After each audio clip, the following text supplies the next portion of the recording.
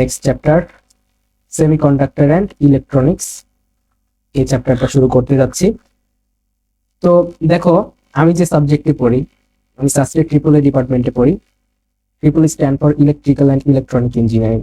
তো তোমরা অনেকে শুনে থাকো যে ইলেকট্রিক্যাল ইকুইপমেন্ট, ইলেকট্রনিক ইকুইপমেন্ট, তাই না? ইলেকট্রিক্যাল আর ইলেকট্রনিকের ভিতর পার্থক্য কি? কেন আমাদের ইঞ্জিনিয়ারিং এর নাম ইলেকট্রিক্যাল অ্যান্ড ইলেকট্রনিক দেওয়া হলো? কি কি পড়ানো হয় সে যার কারণে ইলেকট্রিক্যাল অ্যান্ড ইলেকট্রনিক দেওয়া হলো? আমাদের কোর্সের নাম, আমাদের ডিগ্রির নাম ট্রিপলই কেন দেওয়া হলো? তো ইলেকট্রিক্যাল আর ইলেকট্রনিকের মধ্যে বেসিক পার্থক্য, এক কথায় যদি বলি, যে সকল যে সকল ইকুইপমেন্টে তোমার পরিবাহী ব্যবহার করা হয়, কন্ডাক্টর, সে সকল ইকুইপমেন্টকে বলা হয় ইলেকট্রিক্যাল ইকুইপমেন্ট। আর যে সকল ইকুইপমেন্টে ব্যবহার করে সেমি কন্ডাক্টর মানে অর্ধপরিবাহী, সে সকল ইকুইপমেন্টকে বলা হয় ইলেকট্রনিক ইকুইপমেন্ট। সো মানে কন্ডাক্টর অ্যান্ড সেমি কন্ডাক্টর দুই ধরনেরই ইকুইপমেন্ট নিয়ে এবং দুই ধরনের ফাংশনালিটি নিয়ে যত কিছু আছে সব আলোচনা করা হয় ট্রিপল এতে, electrical and electronic engineering. So এটার নাম দেওয়া হয়েছে ইলেকট্রিক্যাল ইকুইপমেন্ট। আরেকটা সাবজেক্ট আছে EC, electrical and communication engineering. ওখানে ইলেকট্রনিক্স নিয়ে আলোচনা করা হয় না।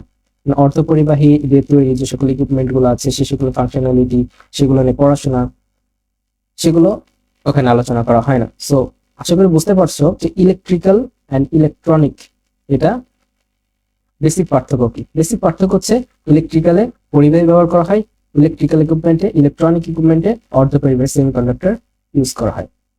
তো ইলেকট্রনিক ইকুইপমেন্ট গুলো কিন্তু বর্তমানে বেশি আমরা দেখতে পাই, ল্যাপটপ, কম্পিউটার, মোবাইল ফোন সব জায়গাতেই অর্ধপরিবাহী ইউজ করা হয়। ঠিক আছে, তো এই চ্যাপ্টারটা মানে আমাদের যে ইন্টারমিডিয়েটে খুবই কম পরিমাণ আলোচনা করা হয়েছে। তো এখানে একটা অনেক বেসিক ধারণা আমাদের দিয়েছে। যদি তোমরা লেটারে ইলেকট্রনিক ইঞ্জিনিয়ারিং করো বা ট্রিপল এ সাবজেক্টে আসো ইলেকট্রিক্যাল এন্ড ইলেকট্রনিক ইঞ্জিনিয়ারিং এ, তাহলে এগুলো নিয়ে বিস্তারিত পড়তে পারবে এবং এখানে বেস শক্ত করার একটা জন্য যথেষ্ট আমাদের টপিকস আছে ইন্টারমিডিয়েটে। আমরা এই চ্যাপ্টারটা শুরু করতে যাচ্ছি, খুবই ইন্টারেস্টিং চ্যাপ্টার। তো ফার্স্ট অফ অল আমরা ইন্ট্রোডাকশন দেখে আর কি, মানে যে তোমার পরিবাহী মানে যারা তড়িৎ পরিবহন করে তাদেরকে বলা হয় পরিবাহী। তো পরিবহন ক্ষমতার উপর ভিত্তি করে পরিবাহী তিন প্রকার। একটা হচ্ছে সুপরিবাহী, এটা খুব সহজেই তড়িৎ পরিবহন করতে পারে, যেমন কপার, যে মানে বৈদ্যুতিক তারগুলো আছে সেগুলো কি দ্বারা তৈরি? কপার দ্বারা তৈরি। অর্ধপরিবাহী সেমিকন্ডাক্টর, এটা তড়িৎ পরিবহন করে কিন্তু সুপরিবাহীর মতো অত বিশাল মানের তড়িৎ পরিবহন করে। এটা তড়িৎ পরিবহন করার জন্য একটা শর্ত থাকা লাগে, সেগুলো আমরা দেখবো। তো অর্ধপরিবাহী যেমন সিলিকন, জার্মেনিয়াম। অর্ধ এই কথাটা দ্বারা বুঝতে পারছি মানে পরিবাহী থেকে কম তড়িৎ পরিবহন করে।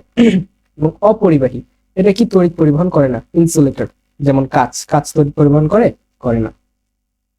তো কোনটা পরিবাহী, মানে কোন পরিবাহীটা সুপরিবাহী, কোন পরিবাহীটা অর্ধপরিবাহী এবং কোন পরিবাহীটা অপরিবাহী, সেগুলো আমরা একটা তত্ত্বের মাধ্যমে ডিফাইন করতে পারি। সেই তত্ত্বটাকে বলা হয় শক্তি ব্যান্ড থিওরি। আমরা শক্তি ব্যান্ড থিওরি নিয়ে জানবো। তো মনে করো এটা হচ্ছে একটা পরমাণু। এই পরমাণুর প্রথম শক্তি স্তর শক্তি হচ্ছে E1, দ্বিতীয় শক্তি স্তরের শক্তি হচ্ছে E2, তৃতীয় শক্তি স্তরের শক্তি হচ্ছে E3, এটা হচ্ছে সর্বশেষ শক্তি স্তর, সেটা হচ্ছে আমরা ধরলাম EV, ব্যালেন্স বন্ড, ব্যালেন্স শেলের মানে শক্তি। এটা হচ্ছে ভ্যালেন্স শেল বলতে কি বোঝায়? যোজ্যতা স্তর, মানে সর্বশেষ শক্তি স্তরের শক্তি। আর এখানে যেটা আছে ইসি, এটা দ্বারা কি বলা হচ্ছে? Conduction band. এটা কি? Conduction band. কন্ডাকশন ব্যান্ড বলতে কি বোঝাচ্ছি? এখানে মুক্ত অবস্থায় ইলেকট্রনের যে শক্তি সেটা হচ্ছে কন্ডাকশন ব্যান্ড, মানে পরমাণুর ভেতরে আবদ্ধই নাই, বাইরে চলে গেছে। এটা কি? এটা হচ্ছে ভ্যালেন্স ব্যান্ড। ইভি হচ্ছে ভ্যালেন্স ব্যান্ডের শক্তি। তো যদি তোমার তড়িৎ পরিবহন করতে হয় তাহলে অবশ্যই ইলেকট্রনটাকে কি হতে হবে? মুক্ত হতে হবে। মুক্ত ইলেকট্রন তড়িৎ পরিবহন করে। তো আমরা যদি শক্তি ব্যান্ড তত্ত্বটা দেখি, কোন একটা পরমাণুর মানে প্রথম শক্তি স্তরের শক্তি সবচাইতে কি হয়? কম হয়, সেটাকে আমরা দিলাম E1। দ্বিতীয় শক্তি স্তরের শক্তি E2, দ্বিতীয় শক্তি স্তরের শক্তি E2, তৃতীয় শক্তি স্তরের শক্তি আমরা দিলাম E3, এরকম দিলাম। তারপর দিলাম আমরা হচ্ছে EV, ভ্যালেন্স বন্ডের শক্তি। তারপর দিলাম আমরা ধরো EC, মানে কন্ডাকশন ব্যান্ডের শক্তি। তো আমরা জানি নির্দিষ্ট শক্তি স্তরের শক্তি কি, মানে নির্দিষ্ট। তো এদিকে অ্যাটম আর এই বরাবর নিচ্ছে আমরা শক্তি, এনার্জি। তাহলে E1 যে তোমার ইয়েটা আছে, শক্তি স্তর আছে, সেখানে শক্তি কি নির্দিষ্ট। আমরা একটা সরলরৈখিক গ্রাফ পাবো, এটার ক্ষেত্রে একটা সরলরৈখিক গ্রাফ পাবো, এটার ক্ষেত্রে একটা সরলরৈখিক গ্রাফ পাবো, এটার ক্ষেত্রে একটা সরলরৈখিক গ্রাফ পাবো, মানে আর মুক্ত ইলেকট্রনের শক্তি মানে সেম হবে। মানে প্রত্যেক শক্তি স্তরের শক্তি যেহেতু সেম, এক নম্বর শক্তি স্তরে যে ইলেকট্রন আছে প্রত্যেকটি ইলেকট্রনের শক্তি সেম, 2 নম্বর শক্তি স্তরে যারা আছে তাদেরও শক্তি সেম। তাহলে আমরা এরকম একটা গ্রাফ পাবো। এখন যদি এখানে আমরা একটা পরমাণু নিয়ে আলোচনা করছি, একটা পরমাণু, এখন অসংখ্য পরমাণু যদি একটার সাথে আরেকটা কানেক্টেড হয় তাহলে শক্তির সামান্য তারতম্য দেখা যায়, ঠিক আছে। মানে এটা একটা সোডিয়াম পরমাণু, এই সোডিয়াম পরমাণু ধরো অসংখ্য একসাথে, সোডিয়াম পরমাণু এত বড় একটা দলা নিলাম আমরা, অসংখ্য সোডিয়াম পরমাণু এক জায়গায় আছে, সব সোডিয়াম পরমাণু প্রথম শক্তি স্তরে শক্তি কত সেটা নিয়ে যদি আমরা স্টাডি করতে যাই তাহলে দেখব একটা সোডিয়াম পরমাণু 1 নম্বর শক্তি স্তরের শক্তি আর একটা সোডিয়াম পরমাণুর 1 নম্বর শক্তি স্তরের শক্তি সামান্য পার্থক্য আছে। তার মানে আমরা এখানে বলতে চাচ্ছি অ্যাটমগুলো এক জায়গায় আসার পর তাদের শক্তির মানের সামান্য তারতম্য ঘটে। মানে 1 নম্বর শক্তি স্তরের শক্তি, 2 নম্বর শক্তি স্তরের শক্তি, 3 নম্বর শক্তি স্তরের শক্তি, মানে একটা পরমাণু থেকে আরেকটা পরমাণু সামান্য তারতম্য হবে। সুতরাং অ্যাটমগুলো এক জায়গায় থাকে তখন তাদের গ্রাফ কেমন হবে, সামান্য তারতম্য হবে। তখন মানে আমরা বোঝাতে চাচ্ছি তখন গ্রাফটা হবে এরকম।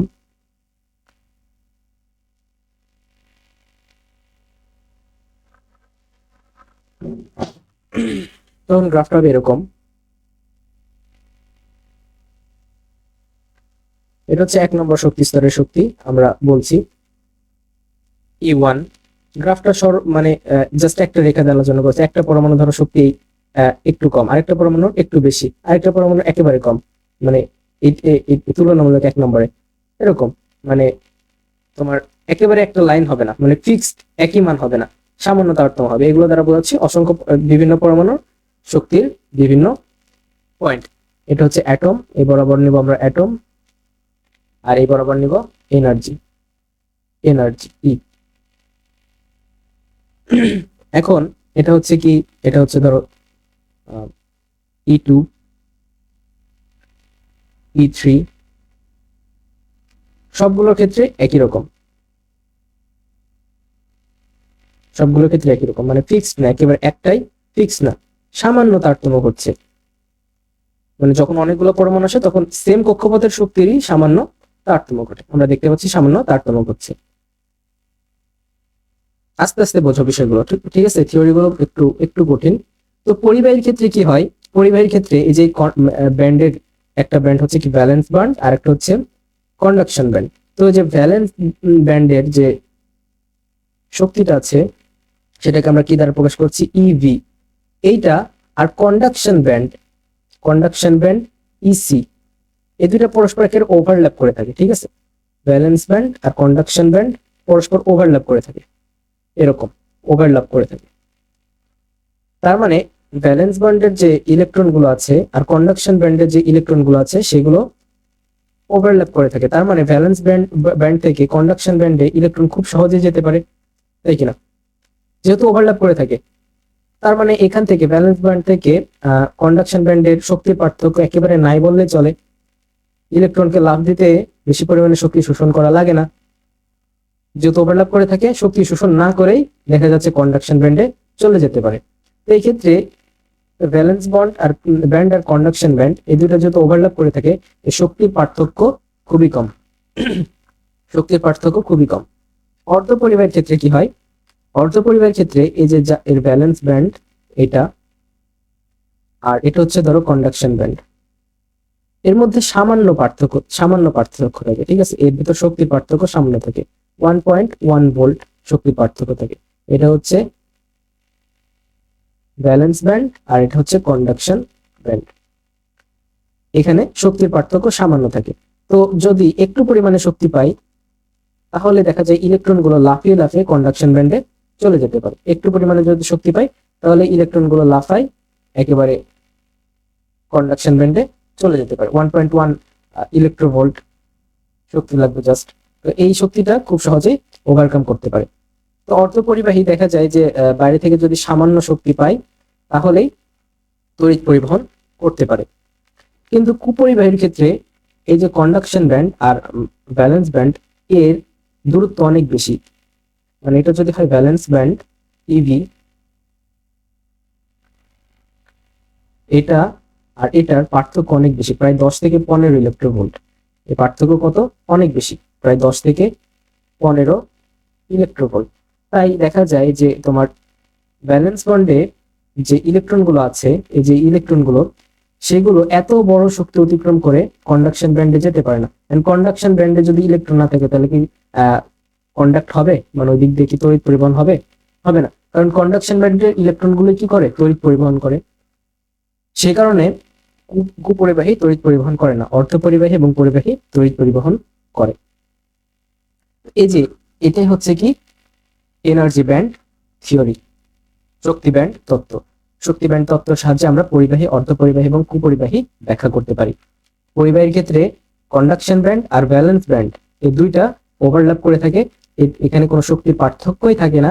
তাই খুব সহজে ব্যালেন্স ব্যান্ড থেকে কন্ডাকশন ব্যান্ডে ইলেকট্রনগুলো গিয়ে তড়িৎ পরিবহন করতে পারে। অর্ধপরিবাহীর ক্ষেত্রে দেখা যায় ব্যালেন্স ব্যান্ড আর কন্ডাকশন ব্যান্ড এই দুইটার পার্থক্য কম পরিমাণ শক্তি, মানে 1.1 ইলেকট্রোভোল্ট, যেটা খুব সহজে ওভারকাম করা যায় একটু বাইরে থেকে শক্তি পেলেই। তাই অর্ধপরিবাহী তড়িৎ পরিবহন করে। কুপরিবাহীর ক্ষেত্রে কন্ডাকশন ব্যান্ড আর ব্যালেন্স ব্যান্ড এর দূরত্ব অনেক বেশি হয়, ইলেকট্রনগুলো আর ওভারল্যাপ করে কন্ডাকশন ব্যান্ডে যেতে পারে না ব্যালেন্স ব্যান্ড থেকে, তাই কুপরিবাহী বিদ্যুৎ পরিবহন করে না। আশা করি বুঝতে পারছো। তো আমরা এখন অর্ধপরিবাহী নিয়ে একটু আলোচনা করব। তো অর্ধপরিবাহীকে দুই ভাগে ভাগ করা, একটা হচ্ছে বিশুদ্ধ বা অন্তর্জাত, আর একটা হচ্ছে ভেজাল বা বহিজাত। এখন আমরা এই যে এখানে দেখলাম যে এখানে অর্ধপরিবাহীকে বাইরে থেকে কি দিতে হবে? সামান্য পরিমাণ শক্তি দিলে সেটা তড়িৎ পরিবহন করতে পারে। এখন সামান্য শক্তি কি হতে পারে? আলো। মানে টেম্পারেচার ধরো 20 ডিগ্রি সেলসিয়াস পড়ছে বা 25 ডিগ্রি সেলসিয়াস পড়ছে, তাহলে তোমার ওখানে অর্ধপরিবাহী ব্যবহার করলে অর্ধপরিবাহী তড়িৎ পরিবহন করবে। এখন আমি ধরো ল্যাপটপটা নিয়ে ইয়েতে গেলাম, সাইবেরিয়াতে গেলাম, ল্যাপটপটা নিয়ে রাশিয়াতে গেলাম, রাশিয়ার অনেক জায়গায় খুবই মানে মাইনাসের তাপমাত্রা পড়ে, তাহলে ওইখানে গেলে তো ল্যাপটপ আর কাজ করবে না, কারণ ওখানে কি তাপমাত্রা খুবই কম, সেখানে শক্তি খুবই কম পাচ্ছে, তাহলে অর্ধপরিবাহী তো তড়িৎ পরিবহন করবে না, মানে ল্যাপটপ ওখানে গেলে কাজ করবে না। তাহলে এই যে এখানে আমরা একটা সমস্যার উদ্ভব ঘটলো আমাদের, যে অর্ধপরিবাহীকে বাইরে থেকে একটু শক্তি প্রদান করলে সে তড়িৎ পরিবহন করে। এখন তাহলে অর্ধপরিবাহী দিয়ে গঠিত যে ইকুইপমেন্ট গুলো আছে সেগুলো তো কম তাপমাত্রার অঞ্চলে গেলে কাজ করবে না। তো এই যে সবসময় কাজ করাতে আমাদের কি করতে হবে? কিছু একটা করতে হবে, সেটাই করব। কি করব? সেটা হচ্ছে ভেজাল মেশাবো। ভেজাল মেশানো সবসময় খারাপ না, ঠিক আছে? অর্ধপরিবাহীতে ভেজাল মেশানো ভালো, তবে নির্দিষ্ট ভেজাল মেশাতে হবে, বুঝে শুনে ভেজাল মেশাতে হবে, ঠিক আছে? তো অর্ধপরিবাহী দুই ধরনের, একটা বিশুদ্ধ বা অন্তর্জাত, আর একটা ভেজাল বা বহিজাত। তো অর্ধপরিবাহী বিশুদ্ধ, যেমন সিলিকন একটা অর্ধপরিবাহী। তো সিলিকন নিয়ে যদি আমরা বলি, তো সিলিকন জাস্ট সিলিকনই আছে, তাহলে এই অর্ধপরিবাহীর যে গুচ্ছ আমরা দেখতে পাচ্ছি, তাহলে এটা কি বিশুদ্ধ? সিলিকনের কয় হাত? 4 হাত, কার্বনের মতো। কার্বনের ভাই সিলিকন, কার্বনের নিচে থাকে। কাশি গেলে শান্তি পাবে, কার্বন সিলিকন, কাশি কার্বন সিলিকন গেলে জার্মেনিয়াম, শান্তি SN3 পাবে, পিবি লেড, এবার মনে রাখতাম, কাশি গেলে শান্তি পাবে। তো এখানে শুধুমাত্র সিলিকনে আছে। ভেজালে কি করা হয়? ভেজালে সিলিকনের সাথে মানে একটা অর্ধপরিবাহীর সাথে আরেকটা পরমাণু মেশানো হয়। তো ভেজাল আবার দুই ধরনের, একটা হচ্ছে এন টাইপ আর একটা হচ্ছে পি টাইপ। তো সর্বপ্রথম আমরা এন টাইপটা দেখি। তো এন টাইপে ভেজাল হিসেবে মেশানো হয় 5A গ্রুপের মৌল। কোন গ্রুপের মৌল? পর্যায় সারণীর 5A গ্রুপের মৌল। তো পর্যায় সারণীর 5A গ্রুপের মৌল কোনগুলো বলতো? এই যে আমি মূলত নানির, পোলা, আসলাম, সাব্বির, বেলাল। তো নাইট্রোজেন বাদ দিয়ে পোলা, phosphorus, Aslam, arsenic, Sabbir, antimony, Belal, bismuth, নানির পোলা, Aslam, Sabbir, Belal. N type, N টাইপে এগুলো দ্বারা কি করা হয়, এগুলো দ্বারা ডোপিং করা হয়, মানে ভেজাল দেওয়ার ভালো নাম হচ্ছে ডোপিং। এগুলো দ্বারা কি করা হয়, ডোপিং করা হয়, ডোপিং করা হয়। তো ফসফরাস, আর্সেনিক, অ্যান্টিমনি, বিসমাথ এই সকল পরমাণু দ্বারা এন টাইপে ডোপিং করা হয়। তো কি করা হয়, মানে সিলিকন, এটা হচ্ছে বিশুদ্ধ অর্ধপরিবাহী। এখানে কি করা হয়, এই যে প্রত্যেকটা বন্ধনে দুইটা করে ইলেকট্রন আছে, তাই না? প্রত্যেকটা বন্ধনে দুইটা করে ইলেকট্রন আছে, প্রত্যেকটা বন্ধনে দুইটা করে ইলেকট্রন। এখানে একটা সিলিকন, এই সিলিকনের সাথে ধরো এখানে একটা ফসফরাস এসে বসলো, যেহেতু ফসফরাস তার ডোপিং করা হয়েছে তাহলে ফসফরাস এসে বসলো। তো 5A গ্রুপের যোজনী কত, 5, তাই না? তাহলে এখানে একটা ইলেকট্রন, এখানে একটা ইলেকট্রন, এখানে একটা ইলেকট্রন, এখানে একটা ইলেকট্রন, এখানে একটা ইলেকট্রন, এন টাইপ। আচ্ছা,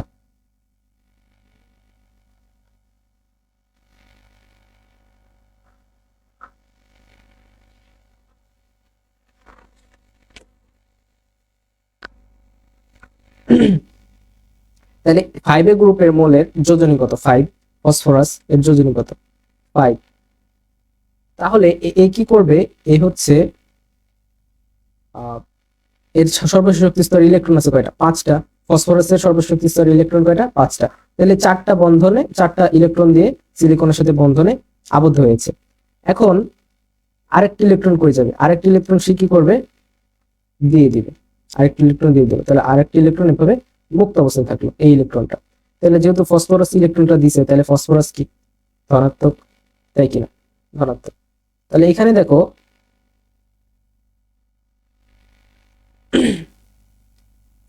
এইখানে কি হবে, যে এই ইলেকট্রনটা বেড়ে যাচ্ছে, ইলেকট্রনটা কি অবস্থায় আছে, মুক্ত অবস্থায় আছে। তাহলে ইলেকট্রনটা যেহেতু মুক্ত অবস্থায় আছে, তার মানে এটা কি কন্ডাকশন ব্যান্ডে আছে, তাই না? মুক্ত ইলেকট্রনটা, মুক্ত ইলেকট্রন গুলো কিসে থাকে, কন্ডাকশন ব্যান্ডে থাকে।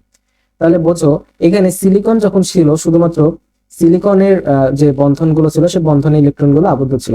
এই সিলিকনের বিশুদ্ধ অবস্থায় শুধুমাত্র সিলিকনের বন্ধনে ইলেকট্রন গুলো আবদ্ধ ছিল। এখন এই ইলেকট্রন গুলো কখন মুক্ত হতো, যখন আমরা বাইরে থেকে তাপ দিতাম। যদি তাপ দেয়, আমরা যদি কি করি, এখানে তাপ দিই, তাপ দিলে এই যে সিলিকনের যে বন্ধনে আবদ্ধ ইলেকট্রন গুলো আছে, সেগুলো কিছু কিছু ইলেকট্রন বের হয়ে যায়। তখন এই যে ইলেকট্রন গুলো বন্ধন থেকে বের হচ্ছে, সেই ইলেকট্রন গুলো কন্ডাকশন ব্যান্ডে ইলেকট্রন। তাহলে কন্ডাকশন ব্যান্ডের ইলেকট্রন সংখ্যা বাড়ছে, তখন আমরা কি পাচ্ছি, কন্ডাকশন ব্যান্ডে ইলেকট্রন পাচ্ছি। এবং কন্ডাকশন ব্যান্ডে ইলেকট্রন পেলে সেই কন্ডাকশন ব্যান্ডের ইলেকট্রন গুলো কি করে, কন্ডাকশন ব্যান্ডের ইলেকট্রন গুলো তড়িৎ পরিবহন করে, তড়িৎ পরিবহন করে থাকে। তো এখানে যখন তাপ দিচ্ছি, তখন এই যে ইলেকট্রন ধরো মুক্ত হচ্ছে, মুক্ত হয়ে আমরা কন্ডাকশন ব্যান্ডে ইলেকট্রন পাচ্ছিলাম। কিন্তু এখানে ভেজাল যখন আমরা মিশ্রিত করছি, তখন তাপ দেওয়া লাগে নাই। দেখো খালি ফসফরাস মিশাইছি, একটা মুক্ত ইলেকট্রন পাইছি, ফসফরাস মিশালেই একটা মুক্ত ইলেকট্রন পেয়ে গেছি। তার মানে আমরা যদি ভেজাল মেশাই, তাহলে আমাদের তাপ দিয়ে ইলেকট্রন বের করা লাগছে না, এমনিতে আমরা ইলেকট্রন পাচ্ছি, মানে ফসফরাস মিশাইছি, এখানে ইলেকট্রন পাইছি। তাহলে ইলেকট্রন, ইলেকট্রন কি চার্জ বিশিষ্ট বলতো, ইলেকট্রন ঋণাত্মক চার্জ বিশিষ্ট। ইলেকট্রন যেহেতু ঋণাত্মক চার্জ বিশিষ্ট, তাই এই ধরনের ডোপিং কে বলা হয় এন টাইপ ডোপিং। ঠিক আছে, এন টাইপ ডোপিং। তো এইখানে এন টাইপ ডোপিং এ দেখো আমরা কি পাচ্ছি, আমরা পাচ্ছি ফসফরাস প্লাস, অর্থাৎ প্লাস চিহ্ন এটা পাচ্ছি। আর এটা একটা কি ইলেকট্রন প্রডিউস করেছে, তাই আমরা উপরে দেব মাইনাস। অর্থাৎ তোমার যদি এন টাইপ ম্যাটেরিয়ালস থাকে, এন টাইপ ম্যাটেরিয়ালস কে, এটা যদি একটা এন টাইপ ম্যাটেরিয়াল হয়, মানে এন একটা তোমার অর্ধপরিবাহী, সেই অর্ধপরিবাহী ম্যাটেরিয়াল মানে সিলিকন, সেটাকে এন টাইপে ডোপিং করা হয়েছে, তাহলে সেটাকে এইভাবে প্রকাশ করা হয়, এই যে প্লাস, তারপরে মাইনাস, প্লাস, তারপরে মাইনাস, প্লাস, তারপরে মাইনাস, প্লাস, তারপরে মাইনাস, প্লাস, তারপরে মাইনাস, এভাবে প্রকাশ করা হয়। তো এটা হচ্ছে এন টাইপ ডোপিং। তো এখানে তোমার charge carrier, charge carrier, charge carrier mainly কি ইলেকট্রন, ইলেকট্রন হচ্ছে এখানে চার্জ ক্যারিয়ার মেনলি। এটা হচ্ছে মেইন চার্জ ক্যারেক্টার। আর আরেকটা চার্জ ক্যারিয়ার আছে, সেটা হচ্ছে হোল। আমরা পরবর্তীতে এটার পরিচয় জানবো। পি টাইপ আমরা দেখব। তো পি টাইপে তোমার যে ডোপিং করা হয় সেটা 3A গ্রুপের মৌল, 3A গ্রুপের মৌল। 3A গ্রুপের মৌলগুলো কোনগুলো? 3A গ্রুপের মৌল হচ্ছে বৃদ্ধ আলী গেল ইন্ডিয়া ও থাইল্যান্ড, শুধুমাত্র বোরন বাদে। বৃদ্ধ আলী, আলীতে হচ্ছে অ্যালুমিনিয়াম, গেলোতে হচ্ছে গ্যালিয়াম, ইন্ডিয়াতে ইন্ডিয়াম, থাইল্যান্ডের TH, থাইল্যান্ড। ঠিক আছে, বৃদ্ধ আলী গেল ইন্ডিয়া ও থাইল্যান্ড। এই সকল পরমাণু দ্বারা যদি ডোপিং করো, এগুলো দ্বারা যদি ডোপিং করি, তাহলে আমরা কি পাবো? এগুলো দ্বারা ডোপিং করলে পি টাইপ ম্যাটেরিয়াল পাবো, অর্থাৎ অর্ধপরিবাহীটা কিসে পরিণত হবে? পি টাইপ ম্যাটেরিয়ালে। তার মানে এখানে কি হচ্ছে, ধরো এটা অর্ধপরিবাহী সিলিকন সুন্দর মতো ছিল, বিশুদ্ধ অবস্থায় সিলিকন ছিল।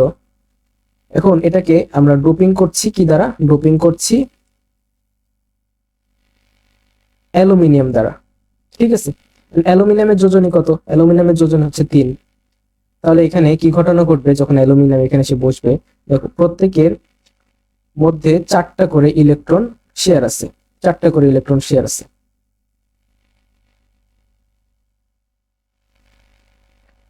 অ্যালুমিনিয়াম 3টা ইলেকট্রন শেয়ার করলো।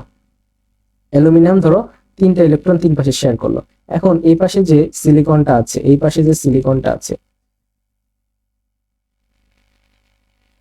সিলিকন, সিলিকন, সিলিকন,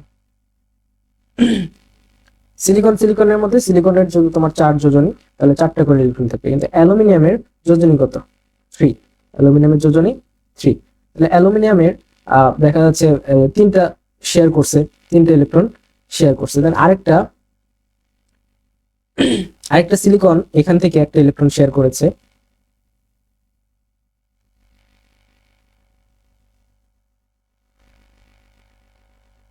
আর এখানে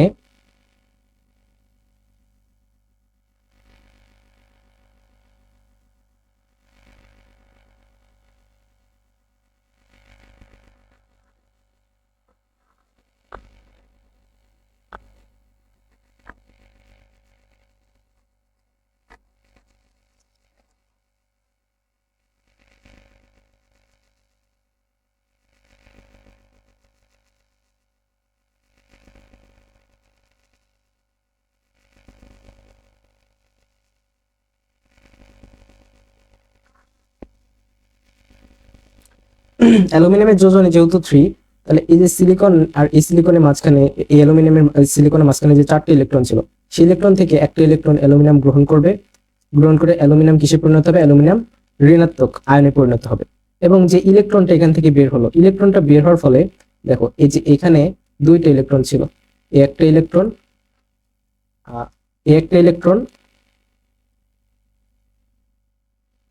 আর এখানে একটা ইলেকট্রন, 2টা ইলেকট্রন ছিল। যখন একটা ইলেকট্রন বের হয়ে চলে গেল, এটা ধরো বের হয়ে চলে গেল, এখন ধরো গর্ত থেকে একটা একটা জায়গায় গর্ত করা হয়েছে, ঠিক আছে, মাটি তোলা হয়েছে এক জায়গা থেকে, তাহলে সেখানে কি গর্ত থাকবে? তার মানে যেখান থেকে ইলেকট্রন চলে গেছে সেখানে একটা জিনিস ক্রিয়েট হয়, সেটাকে আমরা বলি হোল, গর্ত। ঠিক আছে, তো এই যে এখানে যেটা তৈরি হচ্ছে সেটা কি? এটাকে বলছি আমরা হোল। অর্থাৎ যখন আমরা 3A গ্রুপের মৌল দ্বারা ডোপিং করি, তখন কি তৈরি হয়? হোল তৈরি হয়। এই হোল, এটাও কি? এটাও একটা চার্জ ক্যারিয়ার। হোলটাও কি? চার্জ ক্যারিয়ার, চার্জ ক্যারিয়ার, মানে এটা চার্জ ক্যারি করে। তো এইখানে তোমার পি টাইপ ডোপিং করলে তোমার মেজরিটি চার্জ ক্যারিয়ার হয় হোল, আর তোমার এন টাইপ ডোপিং করলে মেজরিটি চার্জ ক্যারিয়ার হয় ইলেকট্রন। তো পি টাইপে মেজরিটি চার্জ ক্যারিয়ার হোল। তো এটাকে এভাবে প্রকাশ করা হয়। দেখো, এখানে অ্যালুমিনিয়াম কি? ঋণাত্মক। তাহলে ঋণাত্মক আয়ন, যত জায়গায় ঋণাত্মক আয়ন আছে, তারা একটা করে কি ক্রিয়েট করেছে? হোল ক্রিয়েট করেছে। তাহলে এখানে প্রত্যেকের উপরে একটা করে হোল। তো এই হোলগুলো কি করবে? এই হোলগুলো ইলেকট্রন যেমন তড়িৎ পরিবহন করতে পারে, হোলও তড়িৎ পরিবহন করতে পারে। তো এখানে হোল হচ্ছে charge carrier, majority charge carrier. এই চার্জ ক্যারিয়ার কি? মেজরিটি, মানে মেজরিটি চার্জ ক্যারিয়ার হোলের মাধ্যমেই ঘটে, মেজরিটি। আর ইলেকট্রন হচ্ছে এখানে মাইনরিটি চার্জ ক্যারিয়ার, মানে তাপ দিলে তো এখান থেকে ইলেকট্রন বের হবে, তাই না? কিন্তু ইলেকট্রন বের হলেও তোমার যেহেতু ডোপিং করা হয়েছে অ্যালুমিনিয়াম দ্বারা, সেক্ষেত্রে তোমার এখানে হোলের পরিমাণটা বেশি থাকবে, অর্থাৎ মেজরিটি চার্জ ক্যারিয়ার বেশি পরিমাণ চার্জ ক্যারি করবে কি মানে হোল। ইলেকট্রন এখানে বেশি চার্জ ক্যারি করবে না পি টাইপে। এন টাইপে ইলেকট্রন বেশি চার্জ ক্যারি করবে হোলের তুলনায়। বোঝা গেল? তাহলে এখানে অর্ধপরিবাহী দুই ধরনের, বিশুদ্ধ এখানে তোমার বিশুদ্ধ শুধুমাত্র সিলিকনে থাকবে, ধরো জার্মেনিয়াম থাকবে, অন্য কিছু মেশানো হচ্ছে না। বাট ভেজালের ভেতর তোমার এন টাইপের মেশানো হচ্ছে তোমার 5A গ্রুপের মৌল, আর পি টাইপের মেশানো হচ্ছে 3A গ্রুপের মৌল। এই তোমার ভেজাল হিসেবে মৌলগুলো মেশানোর ফলে দেখা যাচ্ছে তোমার চার্জ ক্যারিয়ার অটোমেটিকলি প্রডিউস হচ্ছে, ইলেকট্রন প্রডিউস হচ্ছে এন টাইপের ক্ষেত্রে, আর পি টাইপের ক্ষেত্রে হোল প্রডিউস হচ্ছে। তো এগুলো হচ্ছে চার্জ ক্যারিয়ার, এগুলো কন্ডাকশন ব্যান্ডের থাকবে এবং এর ফলে তড়িৎ পরিবহন হবে।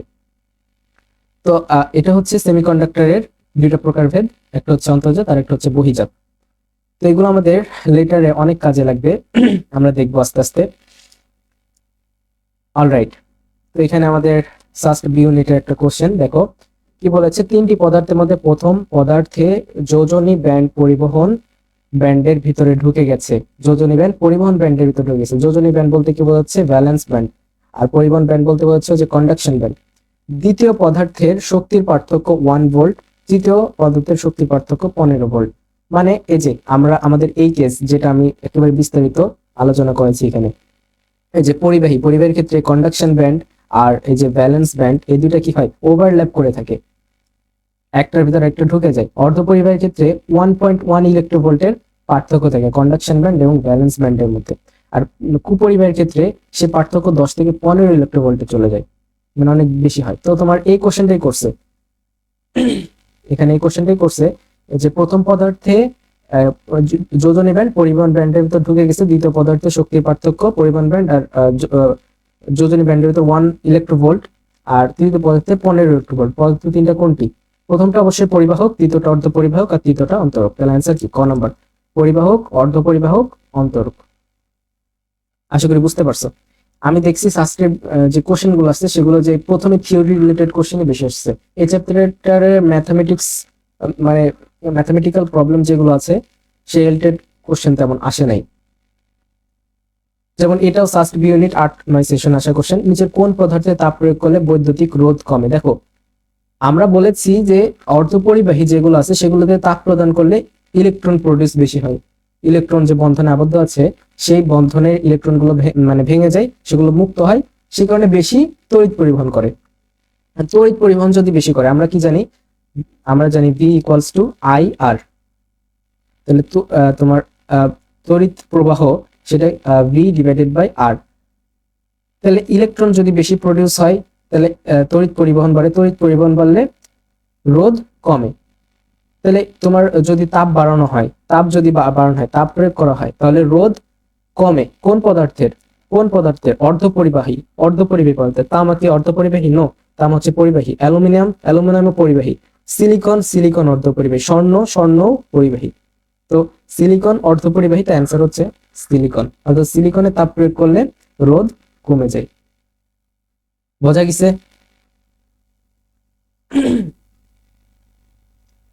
নেক্সট প্রবলেম দেখো, যোজন ইলেকট্রন সমূহ যে ব্যান্ড অবস্থান করে তাকে কি বলে? যোজন ইলেকট্রন সমূহ যে ব্যান্ড অবস্থান করে তাকে কি বলে? যোজন ব্যান্ড। খালি যোজন ব্যান্ড বলে না, বলে যোজন ব্যান্ড। পরিবহন ব্যান্ড হচ্ছে কন্ডাকশন ব্যান্ড, যোজন ব্যান্ডের উপরে থাকে। অ্যান্সার হচ্ছে গ, যোজন ব্যান্ড বলে। যোজন ইলেকট্রন সমূহ যে ব্যান্ড অবস্থান করে থাকে যোজন ব্যান্ড বলে। দেখছো এই থিওরি থেকে 3টা কোশ্চেন চলে আসছে আমাদের বিগত বছরগুলোতে সাস্টে। অলরাইট, তোমরা কি বুঝতে পারতেছো ক্লাস?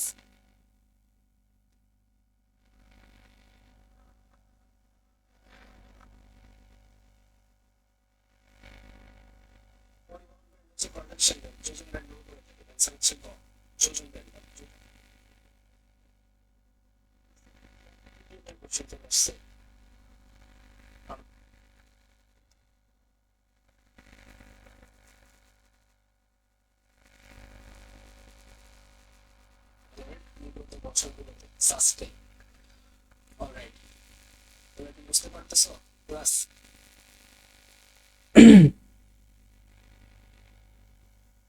অলরাইট, আমাদের ক্লাস চলবেই, এই চ্যাপ্টার শেষ না হওয়া পর্যন্ত। আমরা আমাদের নেক্সট টপিকে এগিয়ে যাই। তো নেক্সট টপিক হচ্ছে ডায়োড। ডায়োড কি? ডায়োডকে বলা হয় পিএন জাংশন। কি বলা হয়? PN junction. তো যে আমরা পি টাইপ আর এন টাইপ অর্ধপরিবাহী পাইলাম, তো এই পাশে হচ্ছে পি টাইপ অর্ধপরিবাহী আর এই পাশে হচ্ছে এন টাইপ অর্ধপরিবাহী। এই দুইটাকে আমরা নিয়ে আসলাম, ঠিক আছে। দুইটা পি টাইপ যে ভেজাল ইয়াটা ছিল, অর্ধপরিবাহী ছিল সেটা, আর এন টাইপ যে অন্তর্জাত বহিজাত মানে ভেজাল অর্ধপরিবাহী ছিল, দুইটা আমরা পাশাপাশি নিয়ে আসলাম। তাহলে যেটা গঠন হচ্ছে সেটাকে বলা হচ্ছে ডায়োড।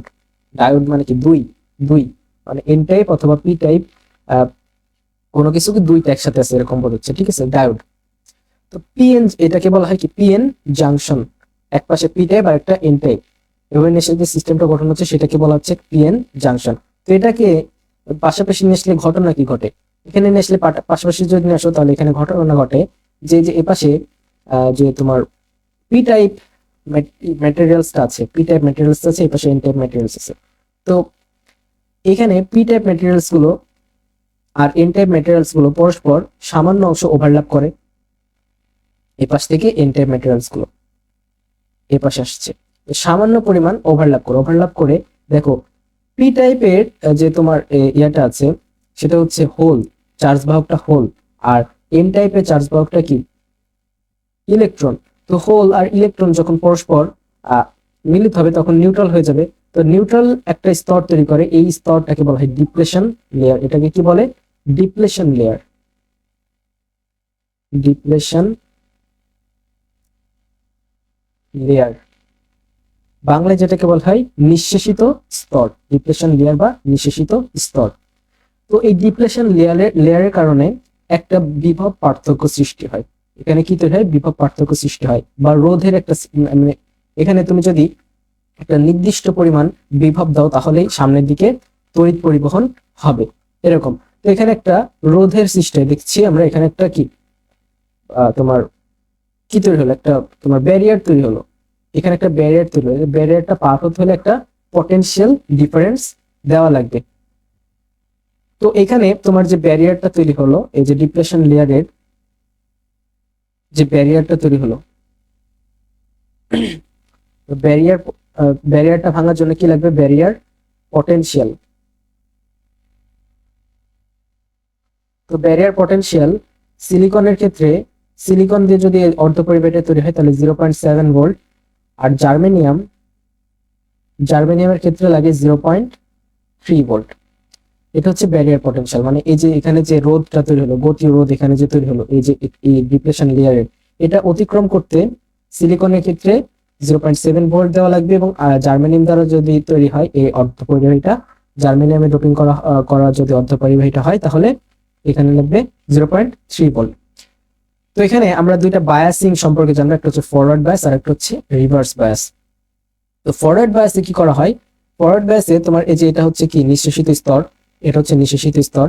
এ পাশে আছে তোমার এন টাইপ, এই পাশে আছে পি টাইপ। পি টাইপটা কেমন? এই যে এখানে তোমার অসংখ্য ইয়ে থাকবে, আর মানে চার্জ ক্যারিয়ারটা হচ্ছে হোল। পি টাইপের চার্জ ক্যারিয়ারটা হোল, আর এন টাইপের চার্জ ক্যারিয়ারটা ইলেকট্রন।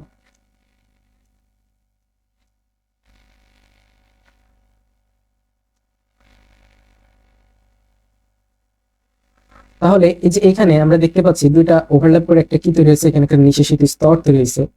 নিঃশেষিত স্তর, এটাকে আমরা বলছি কি নিঃশেষিত স্তর বা ডিপ্লেশন লেয়ার, এটা তৈরি হয়েছে। এখন আমরা যদি এটাকে মানে যে এটা কি বলতো পজিটিভ চার্জ বাহক, তো পজিটিভ চার্জ বাহকের সাথে আমরা পজিটিভ আর নেগেটিভ চার্জ বাহকের সাথে নেগেটিভ প্রান্ত কানেক্ট করছি ব্যাটারি, তাহলে কি হবে বলতো? এই যে পজিটিভ, এই পজিটিভ আর এই যে এই পজিটিভ তোমার হোলের ইয়া কি পজিটিভ, কারণ হোল হচ্ছে ঋণাত্মক মানে ইলেকট্রনের বিপরীত জিনিস। ইলেকট্রন চলে গেলে যেটা থাকে সেটাকে বলছে আমরা হোল। তাহলে এটার চার্জ যেটা, এটাও কি পজিটিভ। তাহলে পজিটিভ পজিটিভ কি করে? বিকর্ষণ করে। তাহলে বিকর্ষণ করে কি করবে? তোমার এই যে যে ইয়েগুলো আছে তোমার পজিটিভ চার্জ ক্যারিয়ার, এগুলোকে কি করবে? এই দিকে ঠেলে দিবে, এদিকে ঠেলে দিবে। আবার এই যে পাশে ব্যাটারির ঋণাত্মক প্রান্ত, তাহলে এই ঋণাত্মক আর এই যে এই ঋণাত্মক চার্জ পরস্পর আকর্ষণ করবে। তার মানে এখানেও কি হবে? এখানে এই যে তোমার চার্জগুলো আছে সেগুলো এদিকে আকর্ষণ করবে। তাহলে দেখো কি হচ্ছে, চার্জ ক্যারিয়ারের মুভমেন্ট হচ্ছে এদিক থেকে এদিক। তার মানে এখানে দেখো সার্কিটে তড়িৎ পরিবহন হচ্ছে। মানে তড়িৎ পরিবহনটা কিভাবে হচ্ছে, এই যে চার্জ ক্যারিয়ারটা এইভাবে গিয়ে মানে এই তোমার ব্যারিয়ার পটেনশিয়ালটা অতিক্রম করে এদিক দিয়ে মানে তোমার এখানে কি হচ্ছে, তড়িৎ পরিবহন হচ্ছে। তো এখানে ব্যারিয়ার পটেনশিয়ালটা অতিক্রম হচ্ছে। তো এখানে ব্যারিয়ার পটেনশিয়াল বাড়ে না। ফরওয়ার্ড বায়াসে যদি দেই আমরা, ফরওয়ার্ড বায়াসে যদি দিই তাহলে ব্যারিয়ার পটেনশিয়াল বাড়ে না। ব্যারিয়ার পটেনশিয়াল বলছি তো, মানে ডিপ্লেশন লেয়ার এটার বাড়ে না, বা নিঃশেষিত স্তর এটা বাড়ে না, এটা ওভারকাম হয়ে যায়। ঠিক আছে, তো মানে আমরা এখানে যখন পটেনশিয়াল ডিফারেন্স 0.7 ভোল্ট দিব সিলিকনের ক্ষেত্রে, তখন দেখবো তড়িৎ পরিবহন শুরু হয়েছে। কারণ কি, এখানে ব্যারিয়ার পটেনশিয়াল সিলিকনের ক্ষেত্রে 0.7 ভোল্ট। যখন 0.7 ভোল্ট অতিক্রম হবে বা 0.7 ভোল্ট হবে, তখন এই যে ব্যারিয়ার পটেনশিয়াল যেটা আছে সেটা অতিক্রম করে এই যে ধনাত্মক চার্জ বাহকগুলো সামনের দিকে অগ্রসর হবে, তখন কি হবে, তড়িৎ পরিবহন হবে। তো ডায়োড যেটা, ডায়োডকে এভাবে প্রকাশ করা হয়, এটা হচ্ছে পি প্রান্ত, এটা হচ্ছে এন প্রান্ত। তো যখন ফরওয়ার্ড বায়াসে দেওয়া হয় তো আইডিয়াল ডায়োড যেটা তখন সেটা মানে শর্ট সার্কিট হিসেবে থাকে, শর্ট সার্কিট। আর সিলিকন ডায়োডের ক্ষেত্রে সেটা কি তৈরি হয়, 0.7 ভোল্টের একটা ব্যাটারির মতো কাজ করে। জার্মেনিয়ামের ক্ষেত্রে ফরওয়ার্ড বায়াসে জার্মেনিয়াম 0.3 ভোল্টের একটা ব্যাটারির মতো কাজ করে, 0.3 ভোল্ট। অলরাইট, তো এই হচ্ছে আমাদের ফরওয়ার্ড বায়াসের বিষয়। মানে আমরা ডায়োডটাকে, পিএন জাংশনটাকে ধনাত্মক প্রান্ত ধনাত্মকের সাথে এবং ঋণাত্মক প্রান্ত ঋণাত্মকের সাথে যদি কানেক্ট করি, তাহলে সেটা ফরওয়ার্ড বায়াসে থাকবে, অর্থাৎ এখানে তড়িৎ পরিবহন ঘটবে। কিন্তু এটাকে যদি আমরা রিভার্স বায়াসে দিই, রিভার্স বায়াস, এবার আমরা দেখবো রিভার্স বায়াস মানে ঘটনা ঘটছে এখানে এরকম, যে পাশে আছে পি টাইপ ম্যাটেরিয়ালস,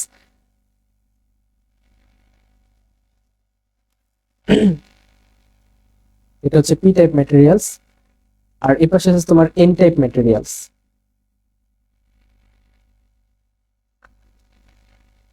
এই পাশে আছে এন টাইপ ম্যাটেরিয়ালস। এখন আমরা যে পাশে এন টাইপ ম্যাটেরিয়ালস আছে, আর মধ্যে আছে মধ্যে আছে তোমার নিঃশেষিত স্তর, একটা নিঃশেষিত স্তর আছে যেটা একটা ব্যারিয়ার পটেনশিয়াল ক্রিয়েট করছে। এই ব্যারিয়ার পটেনশিয়ালের কারণে আমরা দুই পাশে যে কোনো ভোল্টেজ ডিফারেন্স দিলে তড়িৎ পরিবহন হবে না। একটা নির্দিষ্ট পরিমাণ ভোল্টেজ দিতে হবে যাতে ব্যারিয়ার পটেনশিয়ালটা অতিক্রম করতে পারে। তো এখন আমরা ভোল্টেজটা দিছি কিভাবে, দেখো যে ধনাত্মক প্রান্ত আছে, ধনাত্মক প্রান্তের সাথে ব্যাটারি ঋণাত্মক প্রান্ত, আর ঋণাত্মক প্রান্তের সাথে ব্যাটারির ধনাত্মক প্রান্ত, এইভাবে যদি কানেক্ট করি তাহলে দেখো কি হবে, এই যে এখানে ঋণাত্মকের আকর্ষণে ধনাত্মক গুলো এদিকে আসবে, আবার এই যে ধনাত্মকের আকর্ষণে ঋণাত্মক চার্জ গুলো এদিকে আসবে। তার মানে এখানে কি হচ্ছে বলতো, তার মানে এখানে যে ব্যারিয়ার পটেনশিয়ালটা, মানে ব্যারিয়ারটা যে ছিল তোমার, এটা কি বলছে, নিঃশেষিত স্তরের আকার আরো বাড়ছে, যেহেতু চার্জ গুলো ওইদিকে চলে যাচ্ছে। তার মানে কি, নিঃশেষিত স্তর আগে ছোট ছিল, এখন বেড়ে বড় হয়ে যাবে, নিঃশেষিত স্তরটা বেড়ে বড় হয়ে যাচ্ছে, এই যে বড় হয়ে যাচ্ছে, নিঃশেষিত স্তরটা বেড়ে বড় হয়ে যাচ্ছে। তার মানে রিভার্স বায়াস যদি আমরা দিই, রিভার্স বায়াস বলতে কি বোঝাচ্ছি, রিভার্স বায়াস বা বিমুখী ঝোঁক বলা হয় এটাকে বাংলায়। রিভার্স বায়াসের ক্ষেত্রে তোমার পি টাইপের সাথে ব্যাটারির ঋণাত্মক প্রান্ত এবং এন টাইপের সাথে ব্যাটারির ধনাত্মক প্রান্ত কানেক্ট করতে হয়। তাহলে এই কানেকশনকে কি বলা হয়, রিভার্স বায়াস বা বিমুখী ঝোঁক। বিমুখী ঝোঁকের ফলে তোমার তড়িৎ পরিবহন হয় না, তো কি হয়, এই যে নিঃশেষিত স্তর যেটা আছে সেটার ডায়ামিটার আরো বাড়তে থাকে।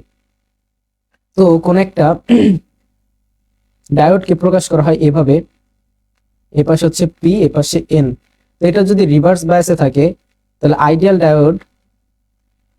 ডায়োডের ক্ষেত্রে এটা ওপেন সার্কিট নির্দেশ করে, ওপেন সার্কিট, ঠিক আছে, ওপেন সার্কিট নির্দেশ করে, মানে কোনো তড়িৎ পরিবহন হচ্ছে না। আর সিলিকন ডায়োড সেটাও কি ওপেন সার্কিট নির্দেশ করে। জার্মেনিয়াম সেটা ওপেন সার্কিট নির্দেশ করে, অর্থাৎ সবকিছুই ওপেন সার্কিট নির্দেশ করে রিভার্স বায়াসের ক্ষেত্রে। তো আমরা যেটা পড়লাম সেটা একটু আমরা সামারাইজ করি, সেটা হচ্ছে পিআই ক্যারেক্টারিস্টিক্স অফ ডায়োড। মানে এই পাশে ধরো আমরা দিছি ফরওয়ার্ড বায়াস, মানে ফরওয়ার্ড বায়াসের ভোল্টেজ, আর এই পাশে ধরো দিছি, এই পাশে নিচ্ছে আমরা রিভার্স বায়াসের ভোল্টেজ। তো এই পাশে আমরা পাবো ফরওয়ার্ড বায়াসের current IR, sorry I forward I F, এ বরাবর নেব ফরওয়ার্ড বায়াসের কারেন্ট আর এই বরাবর নেব রিভার্স বায়াসের কারেন্ট।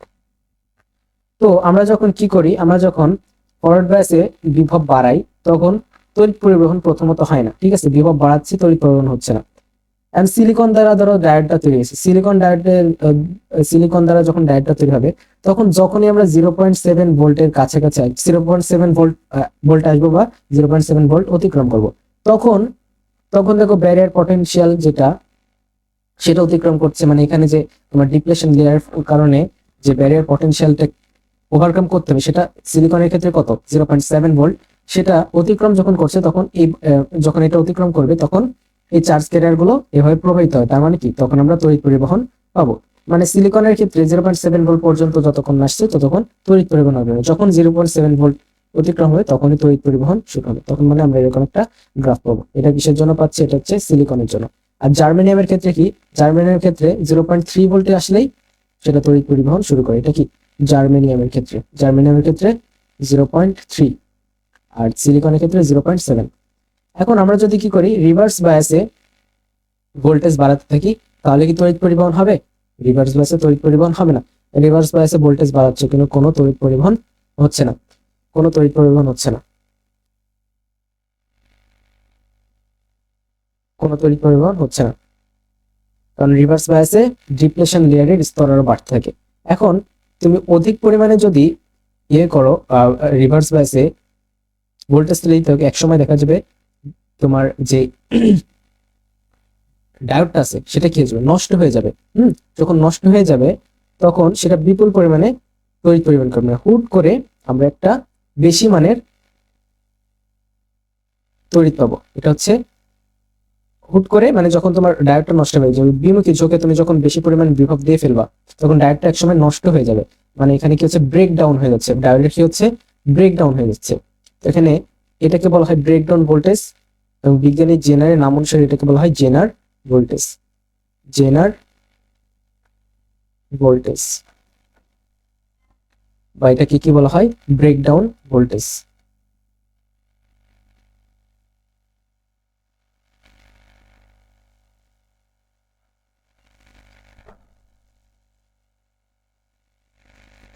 অলরাইট, এটা হচ্ছে VI characteristics of a diode. আশা করি বুঝতে পারছো। তো আমরা প্রচুর থিওরি পড়ছি কারণ এই চ্যাপ্টারটা থিওরি, ঠিক আছে, এই চ্যাপ্টারটা মেইনলি থিওরি। আমরা দেখো প্রচুর থিওরি পড়ছি, টাইপ 2 তে কোথায় থিওরি শুরু করছিলাম এখনো পড়ছি। অলরাইট, তো আমরা এই রিলেটেড একটা ম্যাথ প্রবলেম সলভ করি। কি বলেছে, একটি জাংশনে সম্মুখ বায়াসে বিভব পার্থক্য 2.2 ভোল্ট থেকে বাড়িয়ে 2.38 করা হলো। সম্মুখ বায়াসে কি বলছে, সম্মুখ বায়াস মানে ফরওয়ার্ড বায়াস, বিদ্যুৎ প্রবাহ 350 মিলি অ্যাম্পিয়ার বৃদ্ধি পেল, জাংশনের গতিরোধ কত। মানে এই যে এখানে ফরওয়ার্ড বায়াসের কেস এইটা, এখানে তোমার এই জাংশনের গতিরোধ যেটা সেটা ধরছি আমরা আর, এই জাংশনের গতিরোধ মানে এখানে যে ডিপ্লেশন লেয়ারটা তৈরি হলো এটা কি পরিমাণ রেজিস্ট্যান্স তড়িৎ পরিবহনের বিরুদ্ধে দিচ্ছে সেটা কত আমাদের মাপতে বলছে। এখানে তোমার যে তড়িৎ পরিমাণ বৃদ্ধি পেয়েছে ডেল আই এর পরিমাণ কত 350 মিলি অ্যাম্পিয়ার, আর যে তোমার বিভব পার্থক্য বাড়ানো হয়েছে সেটা কত 2.38 থেকে বাড়ানো হয়েছে, মানে 2.38 বাড়ানো হয়েছে 2.2 থেকে, তাহলে তোমার বিভব পার্থক্য কত বাড়ানো হয়েছে 2.38 মাইনাস 2.2, তাহলে এটা হচ্ছে 0.18 ভোল্ট। তাহলে এখন বলছে জাংশনের গতিরোধ কত, আর কত, তাহলে আমরা কি জানি V equals to R I, del V equals to R del I, sorry V equals to R I, okay, R equals to del V divided by del I. তাহলে ডেল ভি এর ভ্যালু কত 0.18 আর del I 350 milli ampere, 350 into 10 to the power -3, তাহলে আমরা অ্যাম্পিয়ারে পেলাম। তাহলে এটা যদি এখন ক্যালকুলেশন করি 0.18 divided by 350 into 10 to the power -3, তাহলে তুমি পাবে 0.51 ওহম, 0.51 ওহম। এটা তো অ্যান্সারই নেই। No answer. অ্যান্সার হচ্ছে 0.51 ওহম। আশা করি বুঝতে পারছো। আমাদের নেক্সট টপিকে চলে যাই। আমাদের নেক্সট টপিক হচ্ছে রেকটিফায়ার। ডায়োডের অনেক ব্যবহার আছে, ঠিক আছে। ডায়োডকে আমরা একটা ব্যবহার হচ্ছে রেকটিফায়ার হিসেবে ইউজ করতে পারি। এখন রেকটিফায়ার কি? রেকটিফায়ার হলো তোমার এসি সিগন্যালকে ডিসি সিগন্যালে মানে পরিণত করার যন্ত্র। রেকটিফায়ার কি? এসি সিগন্যালকে ডিসি সিগন্যালে রূপান্তর করার একটা যন্ত্র। এটা আসলে কিভাবে তৈরি হয়, এটার মেকানিজম কি সেটা আমরা দেখি। তার আগে দেখি এসি সিগন্যাল কি। এসি সিগন্যাল হচ্ছে তোমার ভ্যারিং সিগন্যাল। মানে বোঝো, এখানে আমরা প্রথমে ডিসি সিগন্যাল দেখি। ডিসি সিগন্যাল বলতে বোঝাচ্ছে ধরো 5 ভোল্ট, 6 ভোল্ট, 7 ভোল্ট, এগুলো হচ্ছে ডিসি সিগন্যাল। মানে কি? ডিসি সিগন্যাল কনস্ট্যান্ট মান, এটা চেঞ্জ হয় না, এটা একেবারে কনস্ট্যান্ট। তার মানে ধরো কোন একটা সার্কিট আমরা এখানে একটা সার্কিট আঁকালাম।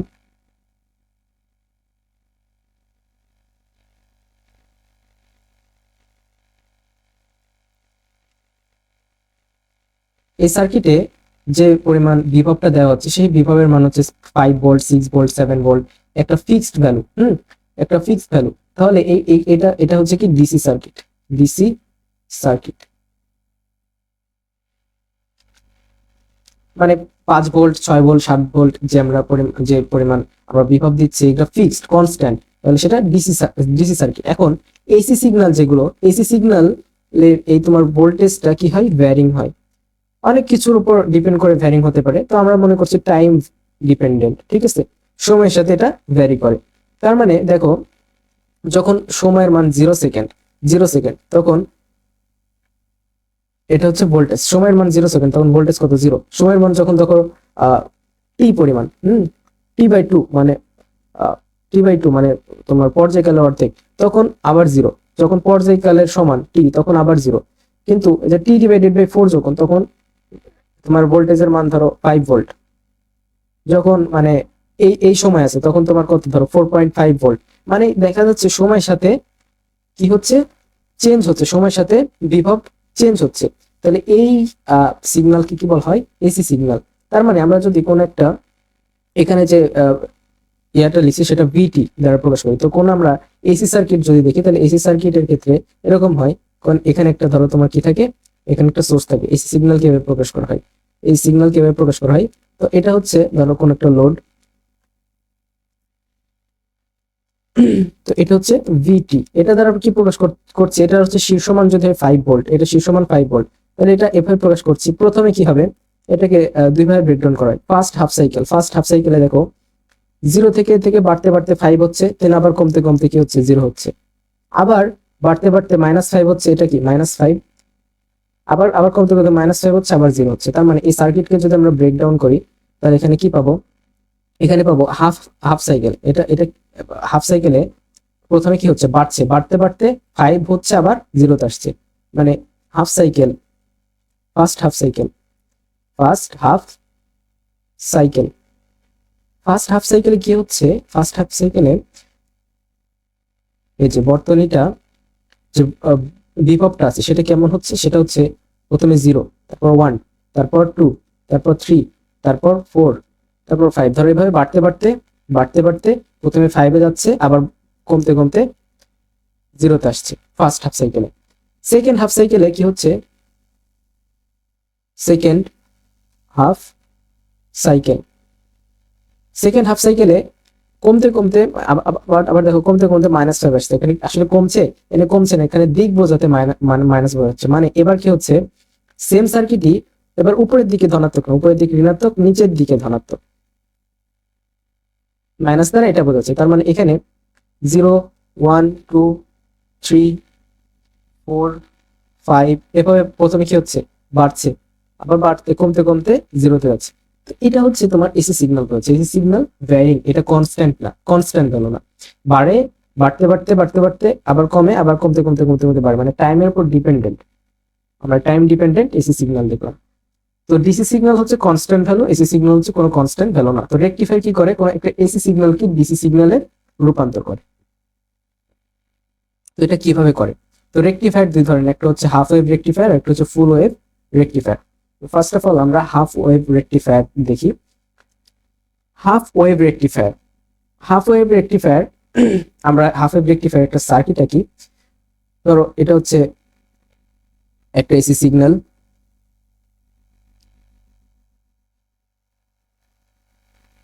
এখানে হচ্ছে আমরা একটা ডায়োড দিলাম, একটা ডায়োড। দেন এখানে আমরা একটা রোধ রাখছি, এই রোধের অ্যাক্রসে আমরা কি আউটপুট ভোল্টেজ মাপবো, ঠিক আছে, ভি আউটপুট কত সেটা মাপবো। তো এখানে প্রথমে ফার্স্ট হাফ সাইকেল, ফার্স্ট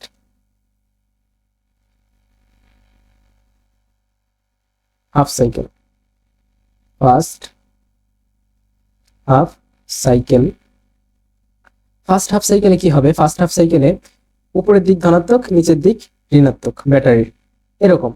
তো ফার্স্ট হাফ সাইকেলে উপরের দিক ধনাত্মক আর নিচের দিক ঋণাত্মক প্রান্ত। তাহলে এখানে দেখো এটা হচ্ছে ডায়োড, আর এখানে হচ্ছে রোধ। তাহলে ফার্স্ট হাফ সাইকেলে দেখো এই যে এটাও কি ধনাত্মক প্রান্ত, এটা ঋণাত্মক প্রান্ত। তাহলে এই যে ডায়োডটা ফরওয়ার্ড বায়াস আছে, তাই কি না? এটা কি ফরওয়ার্ড বায়াসে আছে। তাহলে ফরওয়ার্ড বায়াসে যদি থাকে, কারণ দেখো পি প্রান্ত ধনাত্মক প্রান্তের সাথে আর এন প্রান্ত ঋণাত্মক প্রান্তের সাথে কানেক্টেড, তাহলে এটা ফরওয়ার্ড বায়াসে আছে। ফরওয়ার্ড বায়াসে থাকলে আমরা কি জানি, এখানে একটা ব্যারিয়ার পটেনশিয়াল সিলিকনের ক্ষেত্রে 0.7, তো আমরা ধরি এটা যে কোনো একটা ভোল্টেজ ভিডি পরিমাণ ভোল্টেজ, ঠিক আছে, ভিডি পরিমাণ ভোল্টেজ। তাহলে এখানে আমরা আউটপুট সিগন্যাল কত পাচ্ছি, আউটপুট সিগন্যাল কত পাচ্ছি, ভি আউটপুট এখানে কত পাচ্ছি, ভি ও, এটা আমরা জানতে চাচ্ছি। তো এটা হচ্ছে কি ভি ইনপুট, এটা যেটা V input, V input, V input. তাহলে এখানে যদি আমরা কেভিএল অ্যাপ্লাই করি, সিম্পলি কেভিএল যদি এখানে অ্যাপ্লাই করি, তাহলে আমরা কি পাবো? তাহলে আমরা এখানে পাবো কেভিএল অ্যাপ্লাই করে দেখো মাইনাস ভি ইন, এটা প্লাস এটা মাইনাস, তাহলে মাইনাস ভি ইন, এটা প্লাস এটা মাইনাস, প্লাস ভিডি, এটা প্লাস এটা দিলাম মাইনাস, তাহলে প্লাস ভি আউটপুট। তাহলে ভি আউটপুট কত আসছে? ভি আউটপুট আসছে ভি ইনপুট মাইনাস ভিডি, এই পরিমাণ। তাহলে আউটপুট সিগন্যালে আমরা ফার্স্ট হাফ সাইকেলে ভি ইনপুট মাইনাস ভিডি পরিমাণ আউটপুট পাচ্ছি। সেকেন্ড হাফ সাইকেলে কি হচ্ছে দেখো, second half cycle, second half সাইকেলে এবার দেখো ঋণাত্মক প্রান্তটা উপরে আর ধনাত্মক প্রান্তটা নিচে, কারণ সেকেন্ড হাফ সাইকেলে কি হয়, এই যে একটা এসি সিগন্যাল এরকম হয়, মানে ফার্স্ট হাফ সাইকেলে একদিক থেকে বাড়বে, বাড়তে হতে আবার কমবে, সেকেন্ড হাফ সাইকেলে আরেক দিক থেকে বাড়বে, বাড়তে হতে আবার কমবে, এই সিগন্যালে এমন হয়। তো এখানে আমরা এসি সিগন্যাল দিয়েছিলাম, তো সেকেন্ড হাফ সাইকেলে এদিকে ধনাত্মক আর এদিকে কি ঋণাত্মক। ডায়োড আছে এখানে, এখানে আছে কি একটা রোধ, যার অ্যাক্রসে আমরা কি আউটপুট ভোল্টেজ নিব, ভি আউটপুট, এটা হচ্ছে ভি ইনপুট। এখন এটা কি ঋণাত্মক, এই প্রান্ত হচ্ছে ঋণাত্মক, এই প্রান্ত ধনাত্মক। এখন দেখো এই ডায়োডের পি প্রান্ত আছে ঋণাত্মকের সাথে আর এন প্রান্ত আছে ধনাত্মকের সাথে, তাহলে এটা কি রিভার্স বায়াস, এটা রিভার্স বায়াস আছে। রিভার্স বায়াসে কি হয়, ওপেন সার্কিট, তার মানে এটা ওপেন সার্কিট, এই ডায়োডটা ওপেন সার্কিট হিসেবে কাজ করবে, ডায়োডটা ওপেন সার্কিট হিসেবে কাজ করে। এখন ওপেন সার্কিট হিসেবে যদি কাজ করে, তাহলে আমরা ভি আউটপুট কত পাবো? এখানে ভি আউটপুট এই ক্ষেত্রে পাবো আমরা কত? 0 ভোল্ট, ভি আউটপুট 0 ভোল্ট পাবো। তাহলে আমরা এখন ইনপুট আউটপুট ওয়েভ গ্রাফ যদি দেখি, এটা হচ্ছে ইনপুটটা আমরা কি দিয়েছিলাম, একটা এসি সিগন্যাল নিয়েছিলাম। তাহলে এসি সিগন্যালটা এরকম আমরা একটা ইনপুট নিয়েছিলাম,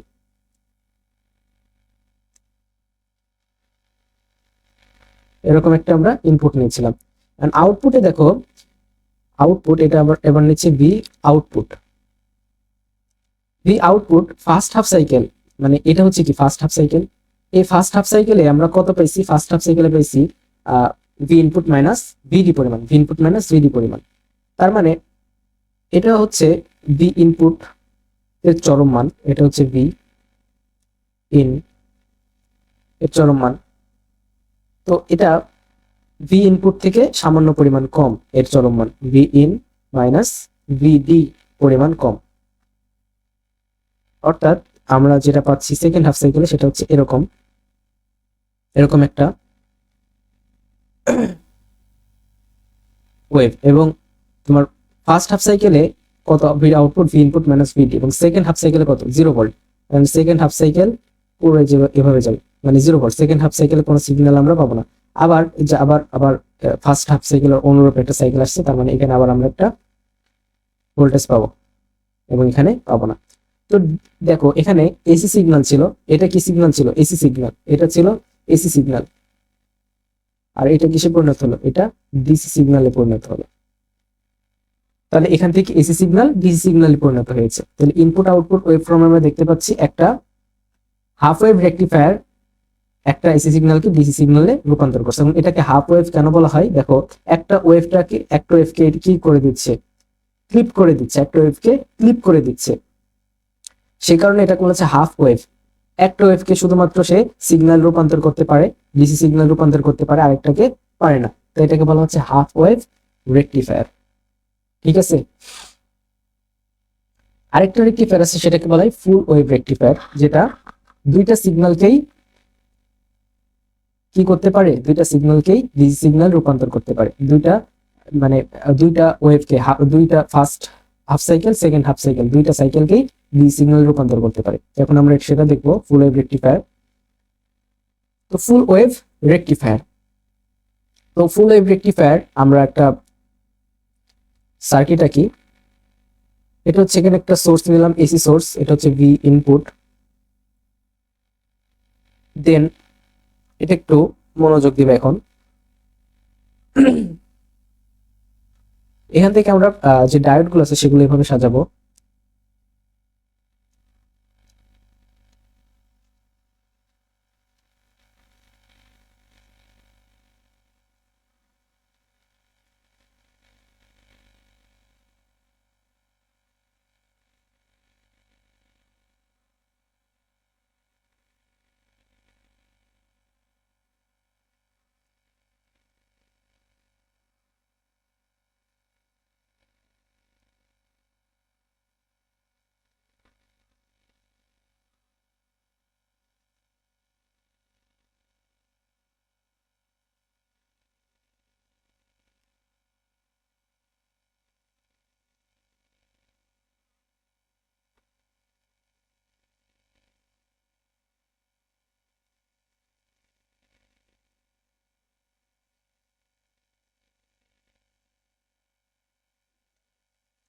এভাবে সাজালাম, যে তোমার ডায়োড গুলো আছে সেগুলোকে এভাবে সাজালাম।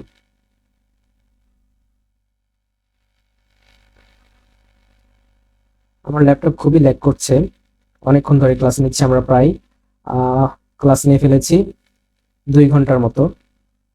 আমাদের ক্লাসের ডিউরেশন কত হয়েছে? আমাদের ক্লাস প্রায় 2 ঘন্টা 10 মিনিট হয়ে গেছে। 2 ঘন্টা 10 মিনিট ধরে ক্লাস নিচ্ছি। সো ল্যাপটপের চার্জও শেষ এবং অনেক পরিমাণ ল্যাগ দিচ্ছে। তো আমরা ফুল ওয়েভ রেকটিফায়ারটা শেষ করেই এই চ্যাপ্টারটা শেষ করব।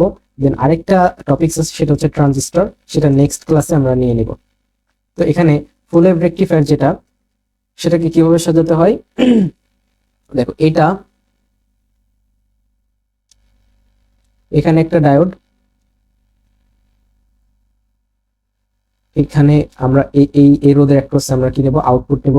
এখানে যে ডায়োডটা সেটা হবে তার বিপরীত দিকে, ওখানে যে ডায়োডটা আছে তার বিপরীত দিকে, তার মানে এটার দিক হবে এরকম, এইটা।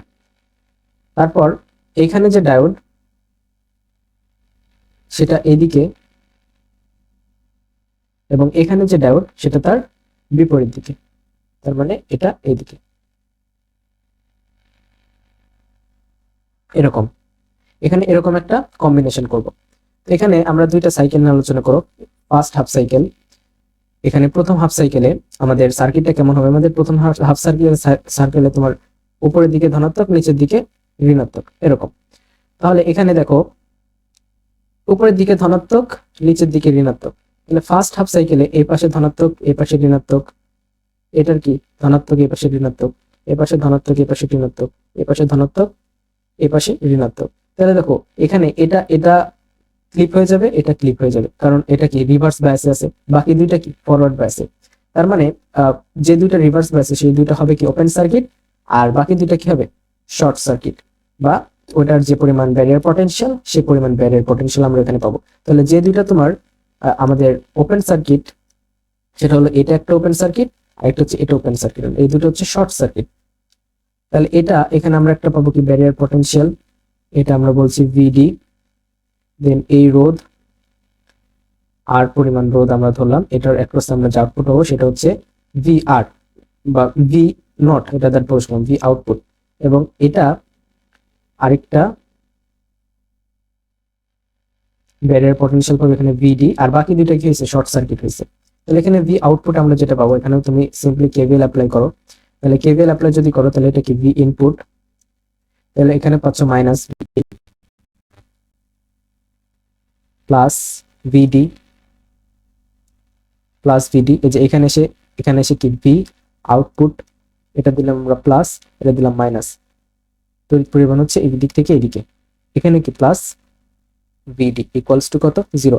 তাহলে ভি নট এটা ইকুয়ালস টু আমরা পাচ্ছি ভি ইন মাইনাস 2 ভিডি, এটা হচ্ছে ভি আউটপুট ফার্স্ট হাফ সাইকেলে, এটা হচ্ছে first half cycle. And then আমরা সেকেন্ড হাফ সাইকেল নিয়ে যদি চিন্তা করি, সেকেন্ড হাফ সাইকেলে কি নিচের দিক ধনাত্মক উপরের দিক ঋণাত্মক, তাহলে নিচের দিক ধনাত্মক আর উপরের দিক যদি ঋণাত্মক এরকম হয়, তাহলে দেখো এপাশে এটা কি ঋণাত্মক, এপাশে ধনাত্মক, এপাশে ধনাত্মক, এপাশে ঋণাত্মক, এপাশে ধনাত্মক, এপাশে ঋণাত্মক, এপাশে ধনাত্মক, এপাশে ঋণাত্মক। তাহলে দেখো আমাদের এই যে এই দুইটা, এইটা আর এটা ক্লিপ অফ হয়ে যাচ্ছে, কারণ তোমার এই দুইটা রিভার্স বায়াসে হয়ে যাচ্ছে, আর বাকি দুইটা কি ফরওয়ার্ড বায়াসে। তার মানে আগের বার যে দুইটা আমাদের তোমার ফরওয়ার্ড বায়াসে ছিল, এবার সেই দুইটা রিভার্স বায়াসে, আর আগের বার যে দুইটা ফরওয়ার্ড রিভার্স বায়াসে ছিল, এবার এই দুইটা ফরওয়ার্ড বায়াসে। তার মানে এবার আমরা যে সার্কিটটা পাচ্ছি ঋণাত্মক, এটা ধনাত্মক, এবার আমরা যে সার্কিটটা পাচ্ছি সেটা হচ্ছে এরকম, এখানে barrier potential VD, then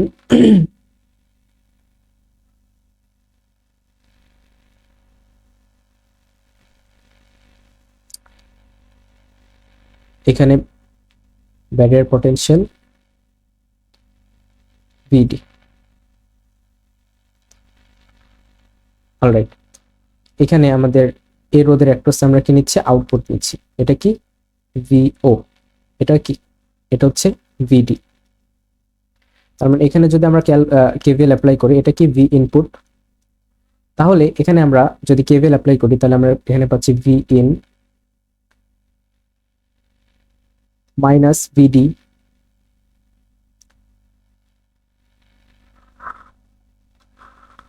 V in minus VD, এটা এইদিকে, তাহলে এটা ওই দিকটা ধরছিলাম আমরা ধনাত্মক, এই দিকটা কি ধরি ঋণাত্মক, minus V output then minus VD equals to 0।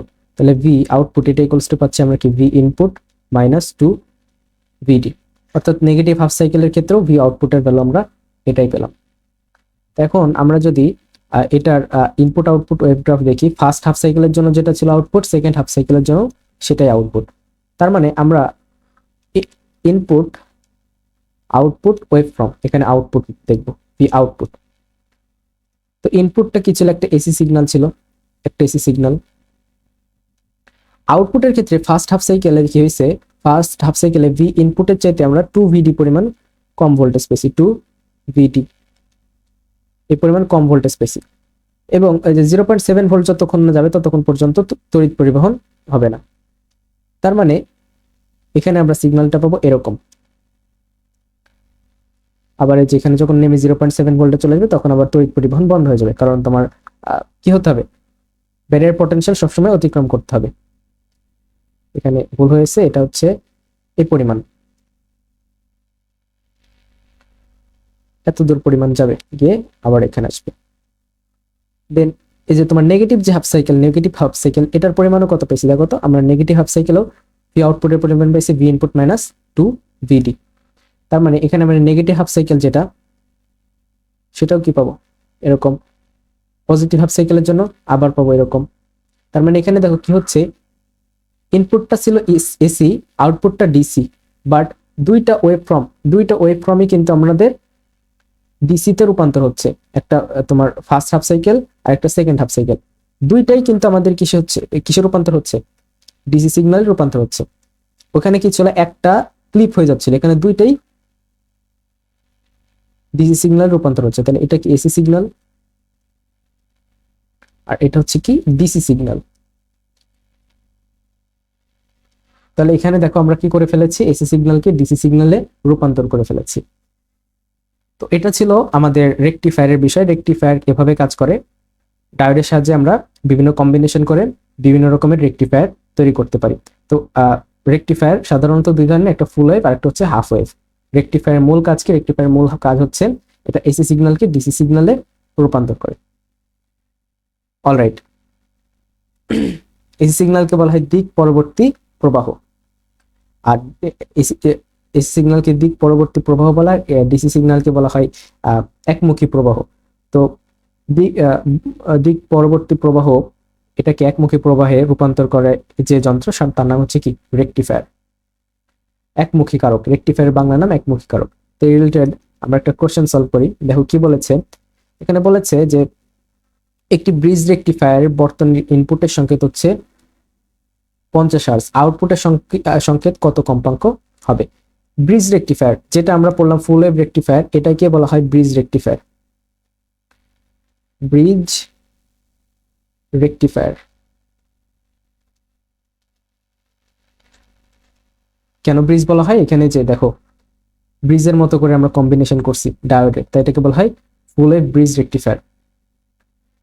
তো একটি ব্রিজ রেকটিফায়ার ইনপুট সংকেতের কম্পাঙ্ক হচ্ছে 50 হার্জ, আউটপুট সংকেতের কম্পাঙ্ক কত।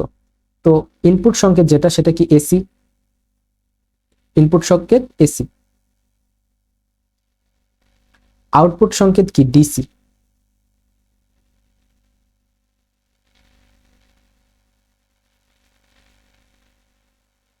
সরি সরি সরি সরি, এটা এটা এটা ব্রিজ রেকটিফায়ার না, এটা ব্রিজ রেকটিফায়ার না, আমি এখানে ভুল লিখছি। আমাদের প্রথমে যেটা বললাম ওইটা ব্রিজ রেকটিফায়ার।